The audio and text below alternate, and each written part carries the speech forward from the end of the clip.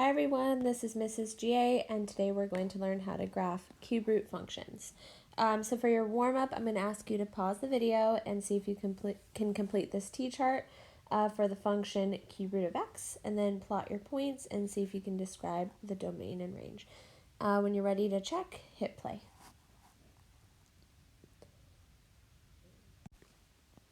All right, go ahead and check your answers. So here should be the list of your coordinates. So your graph ends up looking something like this, and our domain and range are both all real numbers.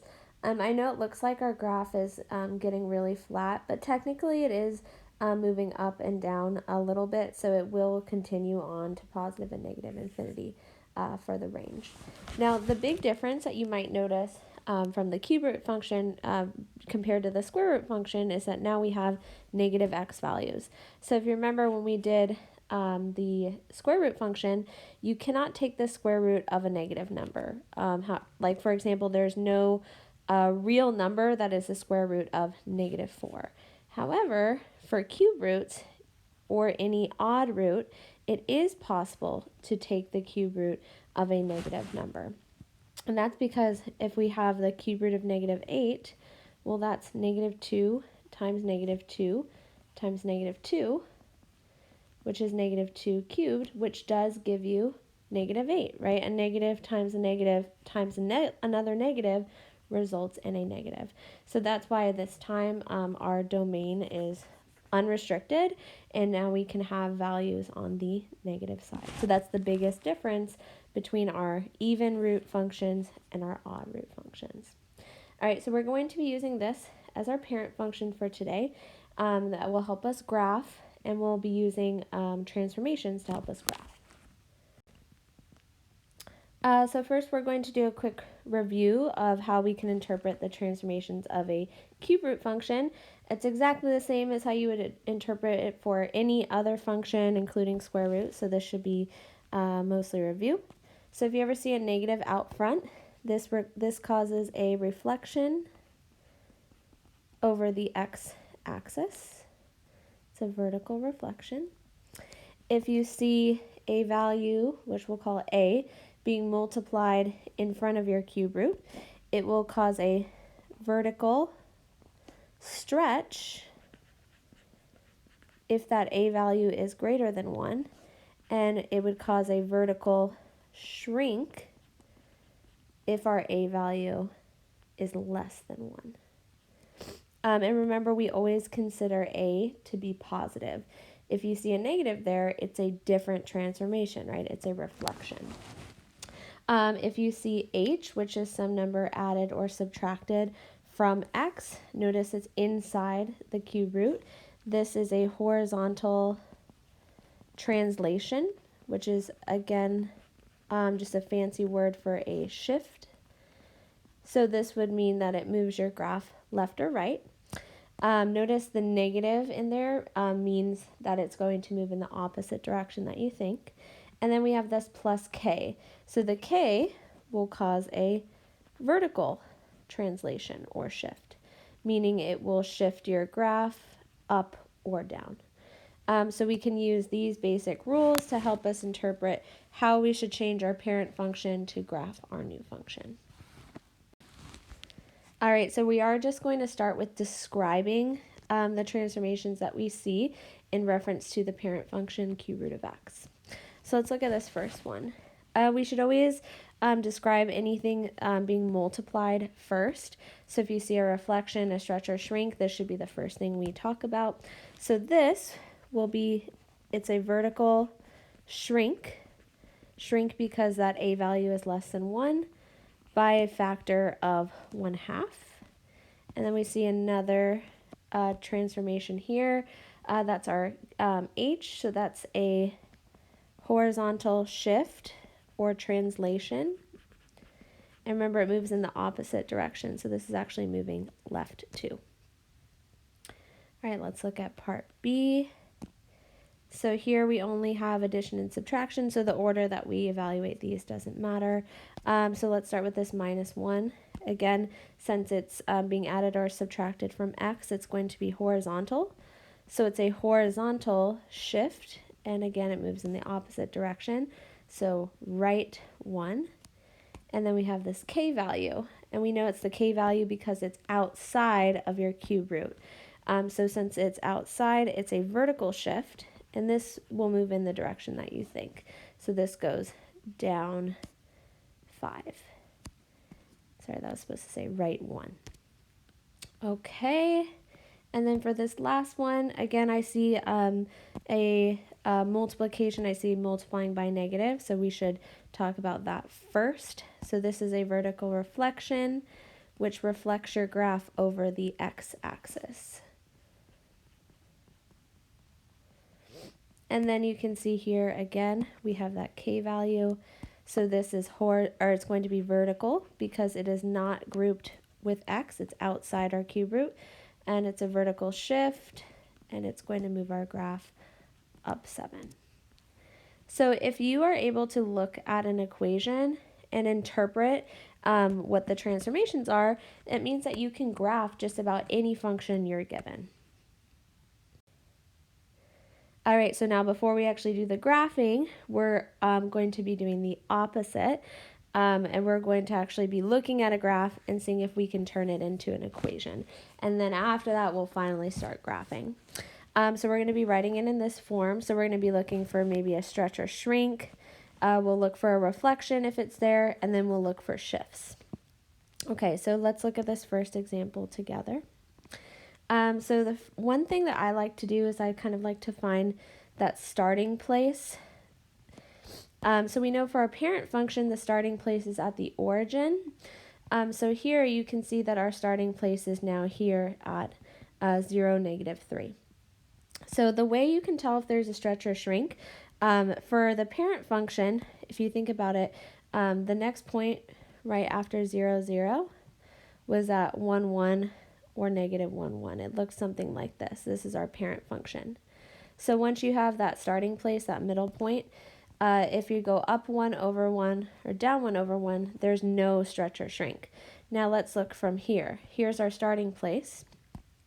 Here's the next point. So since I have to go up 2 over 1, we know that this is a vertical stretch by a factor of 2. So we can compare the vertical distance between the first 2 points. So in addition to the vertical stretch, again, compare where our starting points are. Usually the starting point is at the origin, 0, 0, but now it's shifted down 3. So we have a vertical shift down 3.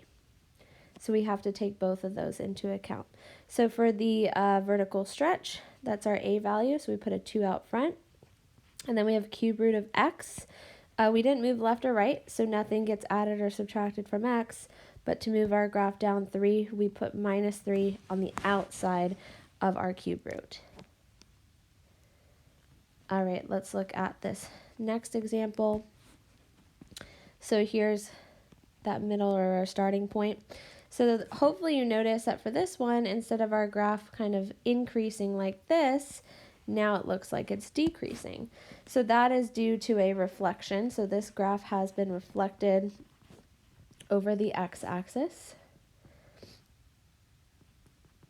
Now if you compare where the next points are, right, it's just down 1 over 1 or up 1 over 1. So there's no vertical stretch or shrink. There's just the reflection. And then let's see what kind of shifts we have. So remember, usually we start at the origin for that middle point, but our graph has been shifted to the left 1 and up 2. So we need to shift our graph left 1 and then up 2. So to achieve that reflection, we put the negative out front. To go left 1, we should have cube root of x plus 1 inside our cube root. And then to go up 2, we put a plus 2 outside the square root. And there you have it. All right, so go ahead and pause the video and give this one a try on your own. And when you're ready to check, go ahead and hit play.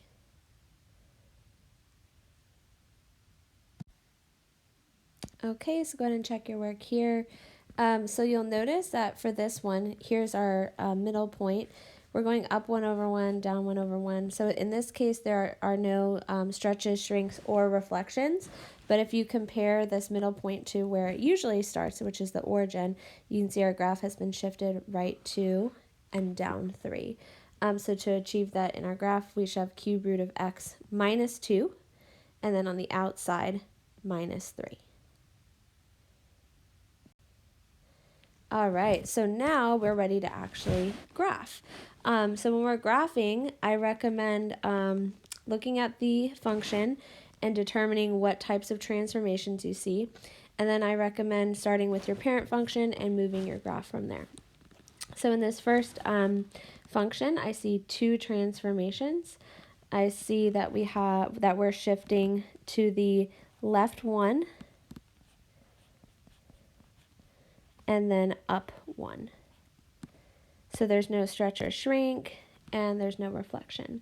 So again, I recommend starting with our parent function. So we'll plot those points. And I'll just do it with a dotted line to show this is our parent function. So to do a shift from here, you just take the points from our parent function that we know, and then individually we can move them left 1 and up 1. So if you start at the origin, you can move that left 1, up 1, take this point, move it left 1, up 1, and you can continue that with all of your points. And then you get a graph that looks like this. And for this graph, same as with the parent function, our domain and range should both be all real numbers. All right, let's try part B. So here I see 2 transformations. We should always apply, again, anything with multiplication. So a vertical stretch, a vertical shrink, or a reflection, we should always take care of those first. So we do have a vertical stretch by a factor of 2. So vertical stretch by 2. And then our graph is also going to be shifted down 3. So again, we have to apply the vertical stretch before we shift our graph. So again, let's start with our parent function. So we have some points to start with. Do it with a dotted line. So this one I'm going to do in 2 steps. So first, I'm going to do the vertical stretch. So here's how you do a vertical stretch. For each point, you look at it and you're going to actually multiply the y value by 2 because it's a vertical stretch. So for 0, 0, that's going to stay the same. So my green is going to be my intermediate graph. If I look here, I have my y value is 1, so I'm going to multiply that by 2. So my y value is now going to be 2. This point, my y value is 2, so I'm going to double it, and my y value becomes 4. And then same for these. Multiply your y values by 2. I'm going to do this in a dotted line too because this is not my final answer. So that's the vertical stretch. And now that we've done this, now you can take those points and shift them all down 3. So again, we always do stretches, shrinks, or reflections before we shift. So I'll start at the origin. I'm going to move that down 3, move this next point down 3, down 3, down 3, and down 3. And then this will be our final graph in blue. So this is g of x. And again, our domain and range are both all real numbers. So negative infinity to positive infinity. All right, and for this last one, so the first thing I notice is a reflection. This does need to be applied first because it has to do with multiplication. So it's a reflection over the x-axis.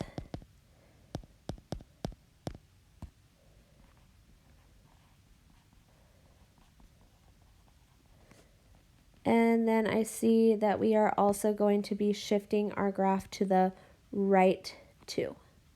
So we do the reflection first and then we can shift it. So again, I like to always start with our parent function. I'll do a dotted line. To apply a reflection over the x-axis, you essentially are going to be the same distance from the x-axis, just on the other side.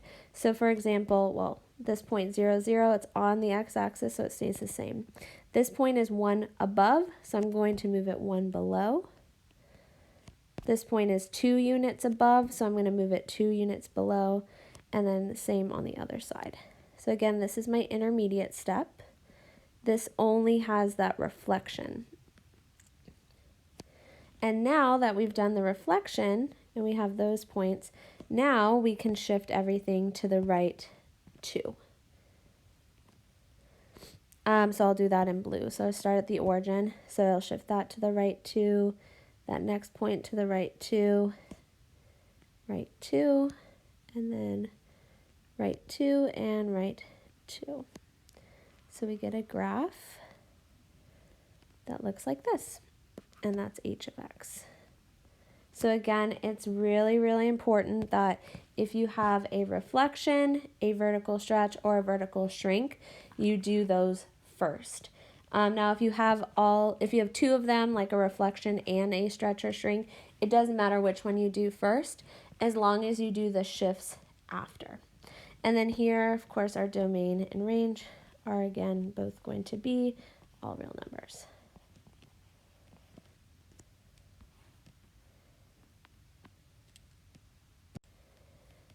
Okay, so now I have 3 problems for you to try on your own. So see if you can use that same method that we used in the last example, and when you're ready to check, go ahead and hit play on the video.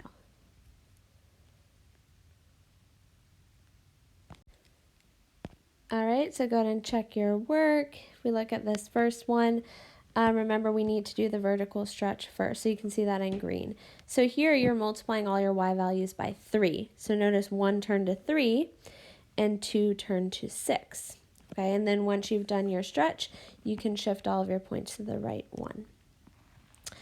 For part B, we have a reflection over the x-axis and a vertical stretch by 2. It doesn't matter which one you do first in this case because they're both multiplication.